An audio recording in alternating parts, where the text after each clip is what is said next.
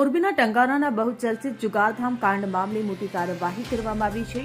ટંકારામાં તોડબાજીના આરોપમાં PI Y કે ગોહિલ અને head constable મહેબતસિંહ Solanki વિરુદ્ધ ગુનો નોંધાયો છે। આ મામલે એસએમસી દ્વારા ટંકારા પોલીસ મથકમાં ગુનો નોંધાયો છે।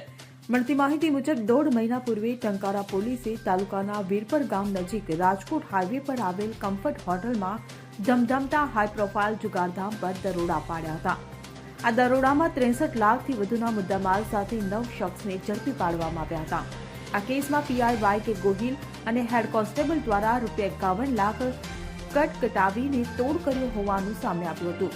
આ મામલો જ્યારે રાજ્યના ડીજીપી સુધી પહોંચતા એસએમસીના નિર્લિપ્ત રાયને તપાસ સોંપવામાં આવી હતી અને આ તપાસમાં પીઆઈ અને હેડ કોન્સ્ટેબલની સંડોવણી હોવાનું સામે આવ્યું હતું।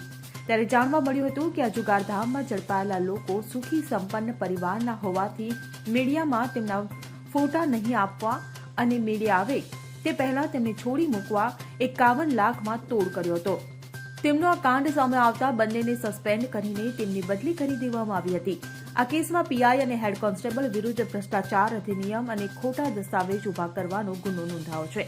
ત્યારે હવે જુગાર તોડ કાંડમાં રાજ્ય પોલીસમાં પ્રથમ ગુનો નોંધાયો છે। જો કે પીઆઈ અને હેડ કોન્સ્ટેબલ વિરુદ્ધ ગુનો નોંધાતા બંને ભૂગર્ભમાં ઉતરી ગયા હોવાથી તેમને ઝડપી પાડવા માટે ટીમોની દોડતી કરવામાં આવી છે। Bureau report CN24 news. હવે જુઓ દેશ દુનિયાની તમામ ખબરો તમારી આંગળીના ટેરવે।